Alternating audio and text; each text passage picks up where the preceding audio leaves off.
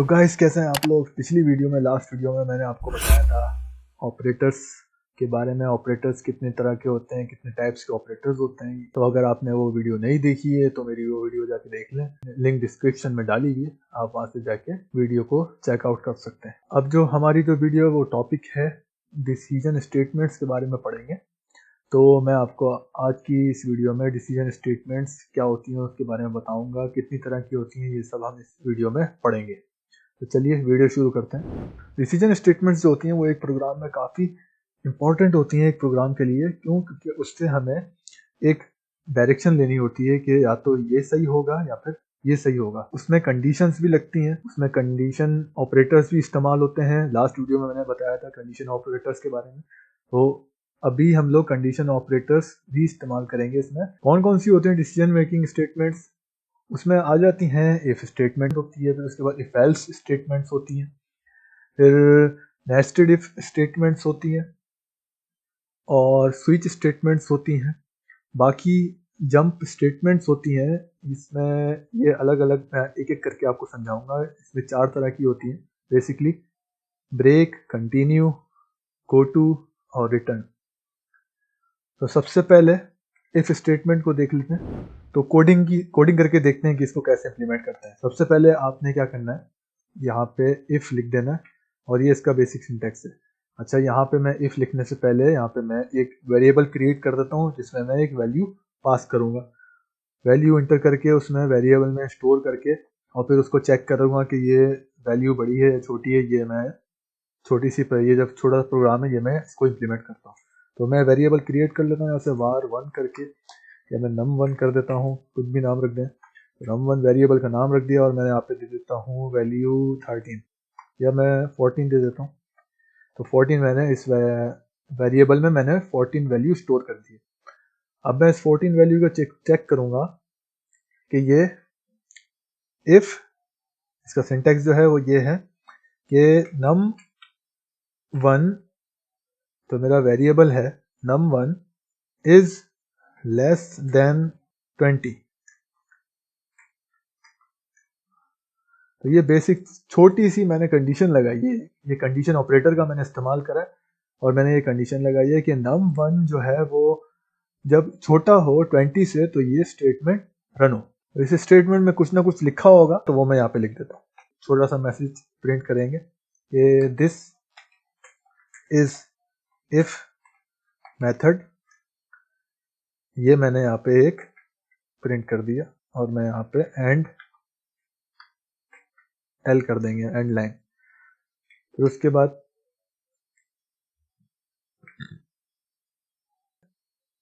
बाद यहाँ पे मैं इसको रोक देता हूँ। इतना ही करते हैं। तो ये मैंने एक छोटी सी प्रोग्राम मैंने लिख दिया है इफ के लिए। इफ के लिए एक मैंने प्रोग्राम लिख दिया। अब मैं इसको कंपाइल एंड रन पे क्लिक कर देता हूँ और यहाँ से मैं इसको रन करता हूँ। तो रन करने के बाद मेरे पास जो रिजल्ट आया वो कुछ इस तरीके से आया है कि यहाँ पे लिखा हुआ है दिस इज इफ मेथड।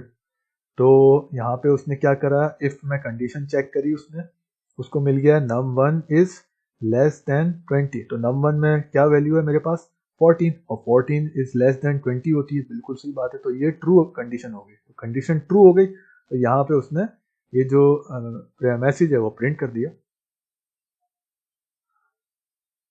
मैं इसको बंद कर देता हूँ। बंद करने के बाद इस विंडो को क्लोज करने के बाद तो इसमें एक इम्पॉर्टेंट चीज़ है जो बताने की ज़रूरत है कि यहाँ पे जो कर्ली ब्रैकेट्स हैं उसको लगाना लाजमी है। अगर आप ये ब्रैकेट्स नहीं लगाएंगे तो फिर भी ये रन हो जाएगा। लेकिन मैं आपको दिखा देता हूँ रन होगा कि नहीं होगा।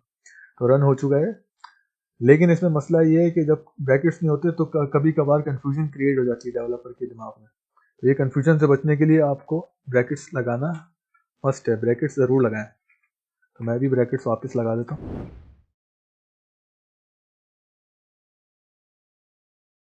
अब इफ एल्स समझने के लिए हम क्या करेंगे, यहाँ पे नीचे ही एक और एल्स लगा देंगे और इसी में ही समझ लेंगे। दोबारा से कुछ लिखने की ज़रूरत नहीं है। तो एल्स, इसका सिंटैक्स बहुत ही इजी है। तो इसमें क्या होता है कि सबसे पहले इफ लगता है। इफ की कंडीशन अगर ट्रू हो जाए तो सही है, नहीं तो फिर वो एल्स में चला जाएगा। तो एल्स में जो भी कंडीशन होगी वो प्रिंट कर देगा। मैं यहाँ पे एक मैसेज प्रिंट कर देता हूँ। दिस इज एल्स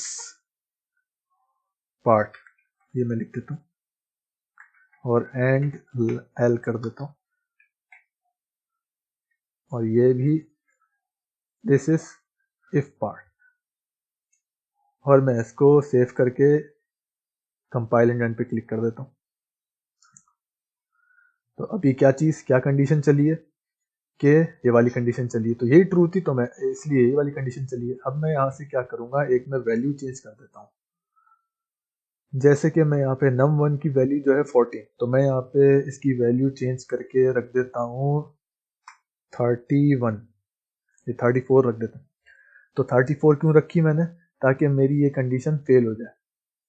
क्यों फेल होएगी ये, अब num1 में 34 है, तो 34 लेस देन 20 होता है, नहीं होता, 34 ग्रेटर देन 20 है। तो जब ये कंडीशन होगी, इसमें 34 है, तो ये चेक करेगा कि 34 लेस देन 20 है, नहीं, 34 20 से छोटा है, नहीं, तो ये पार्ट नहीं रन होगा। उसके बाद ये चला जाएगा एल्स पे, तो एल्स पे जो एल्स वाला पार्ट है वो चेक करेगा और डायरेक्ट ही रन कर देगा, उसमें ये कंडीशन वगैरह चेक नहीं करेगा, डायरेक्टली लिख देगा दिस इज एल्स पार्ट। तो इसने मुझे एक मैसेज शो कर दिया जो कि एल्स के कॉलम में लिखा हुआ था, एल्स के सेक्शन में लिखा हुआ था, इसने लिख दिया कि दिस इज एल्स पार्ट। तो मैं क्लोज कर देता हूँ।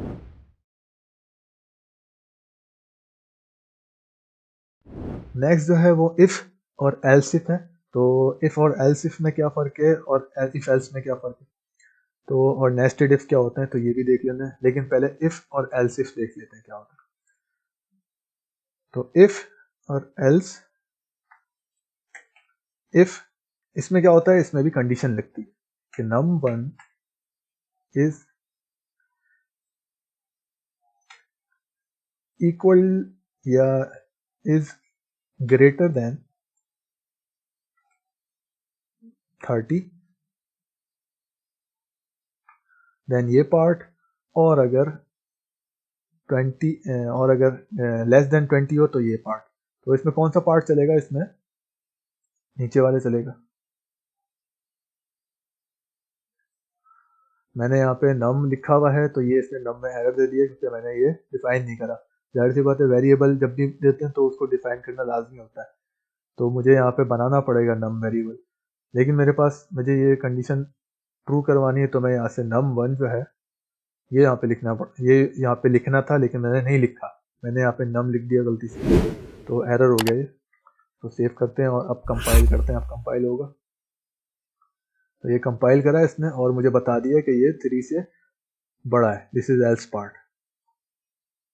अब इसी तरीके से एक और कंडीशन बनाते हैं। तो यहाँ पे हम लोग देखते हैं num1 इज लेस देन 20 है, तो ये कंडीशन हम लोग चेंज कर देते हैं, इसमें लिखते हैं इक्वल्स टू 20, और अगर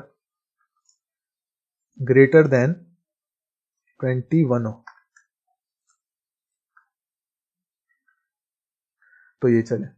तो मैं यहाँ पे क्या रखूंगा, मैं यहाँ पे रख देता हूँ 20 ही नंबर रख देता हूँ, या 19 रख देता हूँ। तो ये आपको समझ में आ गया होगा कि कौन सी कंडीशन चलेगी, या ये वाली कंडीशन रन होगी। तो मैं चला के भी देख लेता हूँ कि ये वाली रन हो रही है, बिल्कुल यही वाली रन होगी कंडीशन। मैं इसको बंद कर देता हूँ और यहाँ पे मैं लिख देता हूँ 20। तो मैं इसके num1 की जो वैल्यू है उसको 20 ही मैं कर देता हूँ, फिर मैं रन करता हूँ। तो ये मुझे क्या दे रहा है, दिस इज इफ पार्ट। ये मुझे कह रहा है कि ये जो कंडीशन है ये ट्रू है। क्यों, क्योंकि मैंने यहाँ पे पहले आपको समझाया था कि अगर लेस देन हो या इक्वल हो, तो 20 लेस देन तो नहीं है, लेकिन क्या है, इक्वल है। तो जब 20 वैल्यू इक्वल हो जाएगी तो वो भी इसमें ही रन हो जाएगी, मतलब इफ के पार्ट में चलेगी।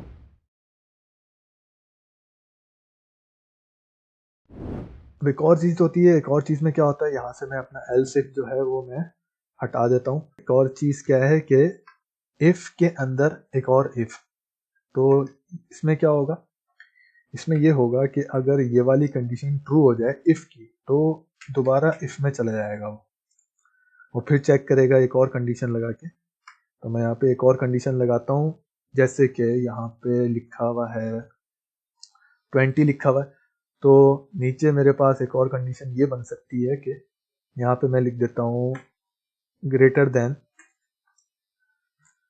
20, ये मैंने इक्वेशन बना दी है, ये मैंने कंडीशन बना दी है। फिर मैं इसको लगा देता हूँ इसके अंदर, तो ये थोड़ा सा आगे कर देता हूँ ताकि मैं आए कि ये इफ के अंदर एक और इफ क्रिएट हुआ है। इसको अरेंज कर देते हैं सही से। तो ये इफ के अंदर एक और इफ क्रिएट हुआ है। अगर ये कंडीशन चले तो फिर ये कंडीशन चलेगी। कैसे? तो ये इसमें क्या होगा, इसमें num1 इज ग्रेटर देन 20, तो इसको लेस देन कर देते हैं और फिर चेक करते हैं कि कौन सी इक्वेशन चलेगी। तो यहाँ पे मैं इसके नंबर जो है वो चेंज कर देता हूँ और 17 लिख देता हूँ। तो 17 मैंने num1 की वैल्यू चेंज कर दी है। अब मैं इसी सी आउट को कॉपी करके और यहाँ पे पेस्ट कर देता हूँ। इसको आगे ले जाता हूँ थोड़ा सा, और दिस इज नेस्टेड इफ। तो ये जो अंदर अगर चलेगी कंडीशन तो वो नेस्टेड इफ कहलाएगा। तो इफ कंडीशन ये अगर ट्रू हो गई तो वो ये वाले जो अंदर वाला जो इफ है उसमें जाएगा। अगर ये कंडीशन ट्रू नहीं हुई तो वो क्या करेगा, वो डायरेक्ट ही नीचे चले जाएगा और वो चला जाएगा एल्स इफ में। num1 is greater than 20, तो वो क्या करे, ये वाली कंडीशन रन करे। इसमें भी एक मैसेज ही प्रिंट कर देते हैं, यही उठा के कॉपी पेस्ट कर देते हैं यहाँ पे, और यहाँ पे लिख देता हूँ मैं एल्स इफ पार्ट।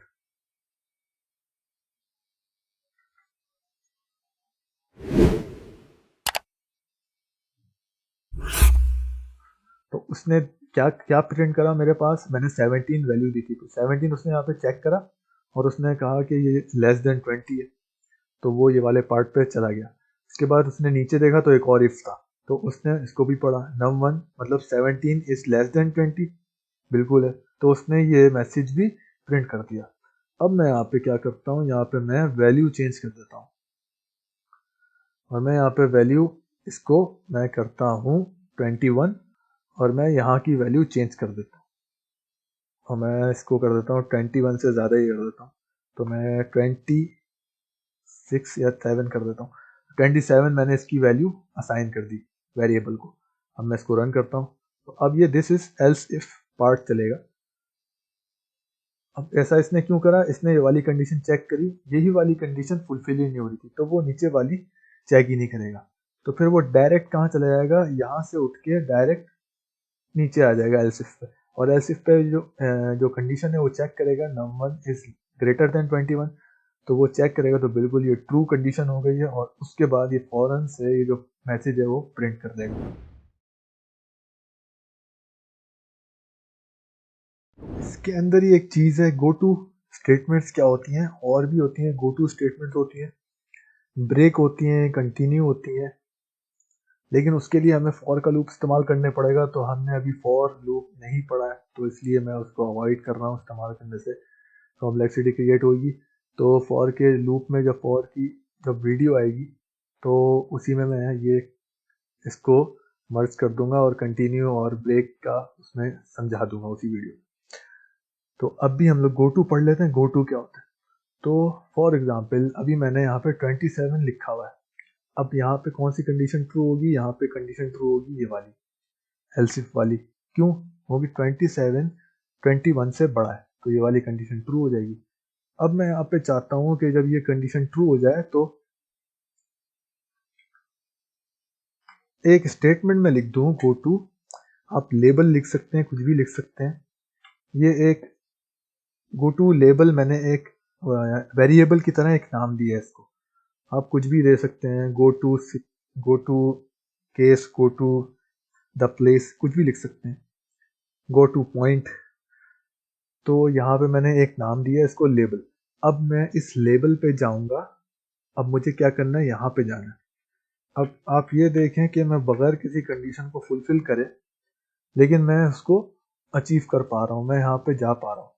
लेकिन ये मुझे जाने नहीं दे रहा था अगर मैं GoTo नहीं लगाऊंगा। तो कभी कभार कुछ ऐसी कंडीशन आ जाती हैं कि आपको GoTo लगाना पड़ता है और कंडीशन में जाके चेक करना पड़ता है या जाना पड़ता है वहाँ पे।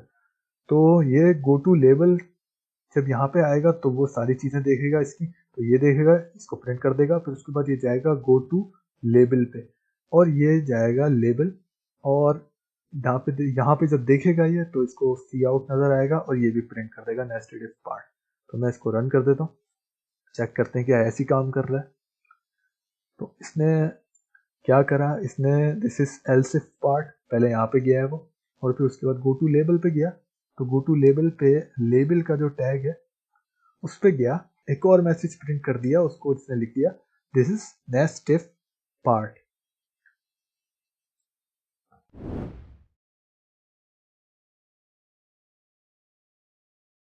अब हम देखते हैं कि स्विच केस स्टेटमेंट्स क्या होती हैं, कैसे काम करती हैं। तो मैं ऊपर इसको रिमूव नहीं कर रहा क्योंकि मुझे कुछ चीज़ इसमें समझानी है आपको बाद में, जब मैं स्विच केस समझा दूंगा उसके बाद। तो मैं नीचे ही इसको कर रहा हूँ, तो इसी के नीचे मैं यहाँ पे लिख देता हूँ स्विच केस स्टेटमेंट। सबसे पहले एक वेरिएबल बना देते हैं, नीचे ही क्रिएट कर देते हैं, और नीचे हम लोग एक वेरिएबल बनाएंगे num1 करके। ये num1 बना हुआ है, ऊपर मैंने बनाया हुआ num1, तो num2 बना देते हैं। फिर num2 यहाँ पे मैं कर देता हूँ वेरिएबल का नाम, और इसका वेरिएबल की मैं वैल्यू दे देता हूँ, अभी नहीं दे रहा हूँ, अभी मैं सिर्फ टर्मिनेट लगा देता हूँ, ये सेमीकोलन लगा के। अब मैं स्विच लिख लेता हूँ, स्विच के सिंटेक्स क्या होता है। सबसे पहले स्विच लिखते हैं, उसके अंदर आप ब्रैकेट लगा देंगे और जो वेरिएबल है वो आप यहाँ पे लिख देंगे स्विच में कि ये मेरा वेरिएबल है, इसको चेक करना है, इसके अंदर वैल्यू जो है उसको चेक करना है आपने कि कौन सी कंडीशन ट्रू होगी इसमें। तो उसके बाद कर्ली ब्रैकेट लगाएंगे और नीचे चले आएंगे। हम यहाँ पे लिखेंगे केस, हम यहाँ पे लिखेंगे जो आपको कंडीशन लगानी है, जैसे कि मुझे 1 लगाना है तो मैं यहाँ पे 1 लिख देता हूँ, केस 1, और उसके अंदर एक मैसेज प्रिंट हो जाए जो मुझे बताया कि ये केस 1 है, दिस इज केस, या चॉइस लिख देते हैं, चॉइस 1, और यहाँ पे उसको मैं एंड लाइन कर देता हूँ और स्टेटमेंट कंप्लीट हो गई। उसके बाद एक और कीवर्ड का इस्तेमाल करेंगे, मैंने आपको बताया था कि वो कीवर्ड करना मुश्किल है क्योंकि वो फॉर के लूप में इस्तेमाल होता है, लेकिन हम लोग यहाँ पे इस्तेमाल करते हैं क्योंकि यहाँ पे लाजमी मस्ट होता है इस्तेमाल करना। वो इस्तेमाल नहीं करेंगे तो स्विच केस बनाने का कोई फ़ायदा नहीं है। उसके बाद हम इस्तेमाल करेंगे ब्रेक का कीवर्ड। अभी आपको समझ में आ जाएगा कि ये ब्रेक का कीवर्ड करता क्या है। दूसरा केस बना देते हैं, केस 2, यहाँ पे लिख देते हैं सी आउट, और दिस इज चॉइस 2, और यहाँ पे एंड एल कर देते हैं, और ब्रेक कीवर्ड यहाँ पे भी इस्तेमाल होगा। तो ये सारे केस में ना ये ब्रेक का कीवर्ड लाजमी यहाँ पे इस्तेमाल करना पड़ेगा आपको, क्योंकि उसके बगैर ये स्विच केस चलेगा नहीं। इसके बाद दोबारा वही लिख देते हैं, खासे इसी को कॉपी करके और यहाँ पे पेस्ट कर देते हैं, क्योंकि बार बार लिखने से अच्छा है एक ही दफ़ा लिख लें।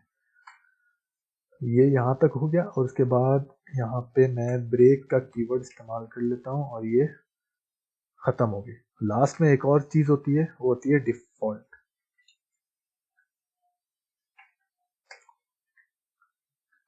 डिफ़ॉल्ट का मतलब कि अगर कोई भी कंडीशन ट्रू नहीं हो तो वो डिफ़ॉल्ट में चला जाएगा और वो कंडीशन चला लेगा।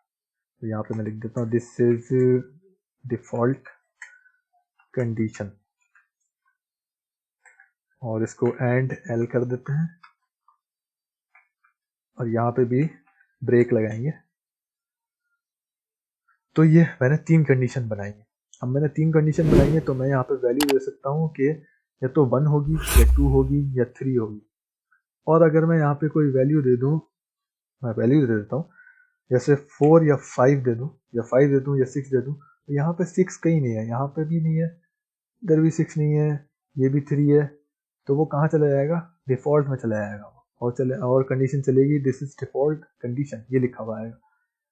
अब मैंने यहाँ पे 3 कंडीशन बनाई है, तो मैं इन्हीं में से एक कंडीशन चूज करके और वो दे देता हूँ यहाँ पे। तो मैं 3 चलानी चाह रहा हूँ, 3 कंडीशन जो है वो रन करना चाह रहा हूँ, तो मैं यहाँ पे 3 वैल्यू दे देता हूँ वेरिएबल की, और मैं इसको कंपाइल कर लेता हूँ और रन कर देता हूँ। तो ऊपर का लिखा हुआ आ रहा है, मैं एक काम करता हूँ, इसको कमेंट कर देता हूँ, ऊपर भी लगा देते हैं।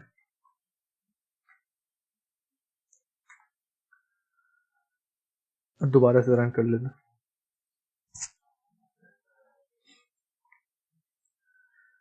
तो इसने मुझे मैसेज शो कर दिया कि दिस इज चॉइस 3, क्योंकि मैंने चॉइस 3 रखी थी। अब मैं यहाँ पे 4 रख देता हूँ या 2 रख देता हूँ, तो ये यहाँ पे मैसेज मुझे शो कर देगा चॉइस 2। और अगर मैं यहाँ पे 5 या 6 रखूंगा तो ये चला जाएगा, इसमें चला जाएगा, ये डिफॉल्ट में चला जाएगा। तो ये डिफॉल्ट में चला गया, इसने लिख के दे दिया मुझे कि दिस इज डिफॉल्ट कंडीशन, जो कि मैंने यहाँ पे मैसेज लिखा था वो प्रिंट हो गया। अब ये दोनों चीज़ें मैंने समझा दी हैं कि ये स्विच और इफ एल्स में क्या फ़र्क है। अब मैं आपको बताता हूँ कि ये दोनों इस्तेमाल कब करते हैं। मैं इसको अनकमेंट कर देता हूँ वापस, और ये चेक करते हैं कि इन दोनों को इस्तेमाल कब किया जाता है। इस्तेमाल ये क्यों नहीं करते हम, और ये क्यों, ये कब करेंगे, और ये स्विच केस कब करेंगे इस्तेमाल, और इफ एल्स कब इस्तेमाल करेंगे।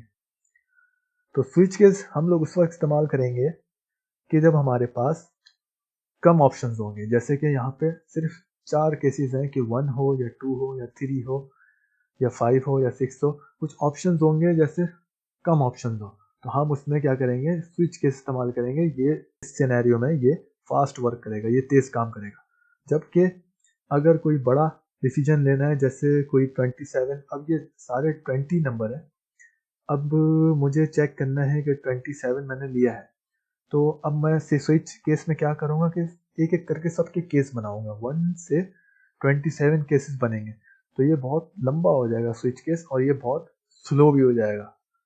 तो इस सूरत हाल में अगर हमारे पास कोई कंडीशन बड़ी है तो हम लोग इफ एल्स इस्तेमाल करेंगे और स्विच केस इस्तेमाल नहीं करेंगे। लेकिन अगर कोई छोटी कंडीशन है, तो जैसे कि ये, तो इसमें छोटी सी कंडीशन है, इसमें कोई हमें ज़्यादा कुछ नहीं करना है कि हमें बस 3 ही ऑप्शन है, उसमें से सिलेक्ट करना है, जो बेस्ट चॉइस है वो सिलेक्ट करनी है। तो हम लोग इसमें स्विच और केस का इस्तेमाल करेंगे, स्विच केस इस्तेमाल करेंगे। लेकिन अगर आप चैनल पर नए हैं और वीडियो देख रहे हैं बगैर सब्सक्राइब किए, तो सब्सक्राइब लाजमी करें चैनल को, और ताकि आप लोगों को जो मेरी वीडियोस जो हैं वो टाइम टू टाइम मिलती रहें और अपडेट होते रहें। और अगर कुछ चीज़ समझ में नहीं आई इस वीडियो में, तो आप कमेंट सेक्शन में जाके पूछ सकते हैं मुझसे। नेक्स्ट वीडियो में मिलते हैं।